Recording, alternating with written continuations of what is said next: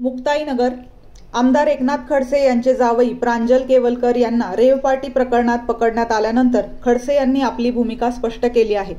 गेल्या काही दिवसातील वातावरणामुळे तसे काही घडू शकते याचा मला अंदाज होता। हे प्रकरण कशा रीतीने घडवले जात आहे याचे तथ्य समोर येईलच। यामध्ये जावई असो की अन्य कोणी जर दोषी असेल तर शासन झालेच पाहिजे, पण कुणाला अडकवण्याचा प्रयत्न होत असेल तर ते आम्ही सहन करणार नाही, असा इशारा खडसेंनी विरोधकांना दिला आहे।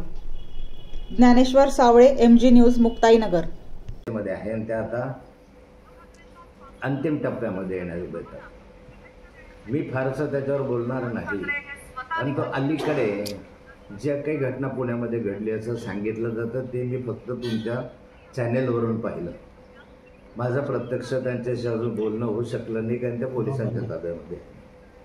माझं या निमित्तानं म्हणणं आहे की अगर आणखी जर ती खरी रेव पार्टी असेल आणि त्या रेव पार्टीमध्ये आमचे जावई जर त्या ठिकाणी गुन्हेगार असतील तर मी त्यांचं समर्थन करणार नाही, पण पोलीस यंत्रणेने या ठिकाणी प्रामाणिकपणे तपास करावा अशी अपेक्षा आहे।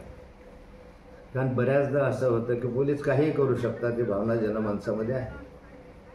त्या संदर्भामध्ये नीट फॉरेन्सिक लॅबचे रिपोर्ट आले पाहिजे, ब्लड रिपोर्ट आले पाहिजे आणि सर्व रिपोर्ट आल्यानंतर याच्यावर अधिक भाष्य करता येईल।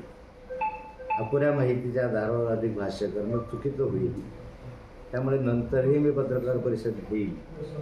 पण ते एकच तुम्हाला सांगतो की सध्या जे वृत्तवाहिन्यांवर लोकांचे रिमाज येत आहे ते रिमाज बघता या प्रकरणात आपण बघितलं पाहिजे की हे कशा रीतीने घडवलं जात आहे किंवा घडतं आहे, पण तथ्य समोर येईल आणि ह्याच्यामध्ये कधी जावई असो का अन्य कोणी असो जर दोषी असेल तर शासन झालं पाहिजे, पण कुणाला अडकवण्याचा प्रयत्न होत असेल तर ते सहन केलं जाणार नाही। त्याचा निश्चित आम्ही विरोध करू।